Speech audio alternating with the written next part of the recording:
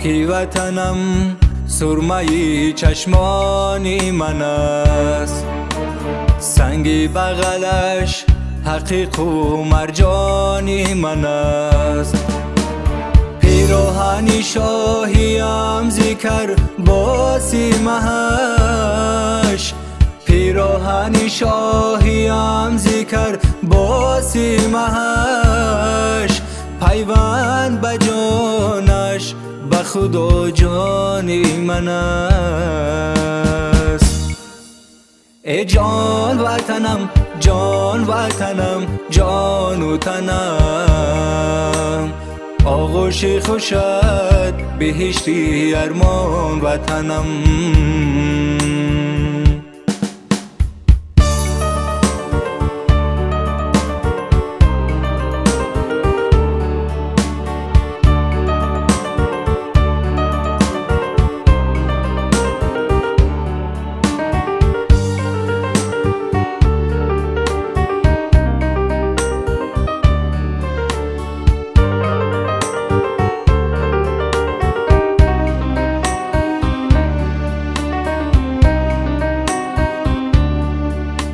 یک لحظه دلم گر از برات دور شود، شیر و شکرت در دهنم شور شود.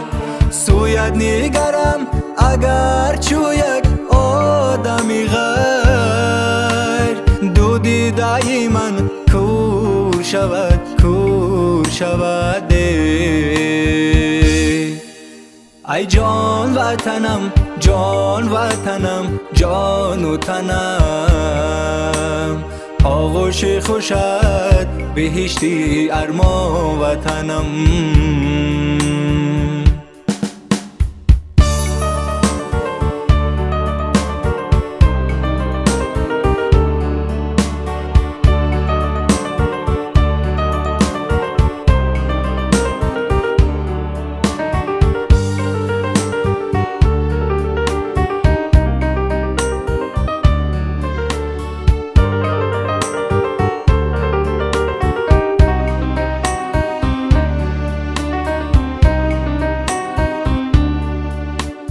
عذاب و گلت جسمی مرا ساخت خدا،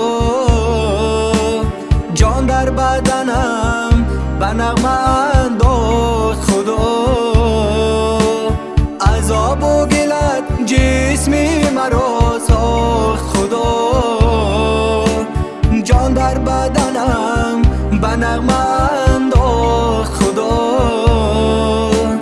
گر چشمی همه مرازقش لاخه که دور، یک شای تو بیخواند و بیشناس خدای. ای جان وطنم جان وطنم جان و تنم، آغوش خوشت بهشتی ارمان وطنم.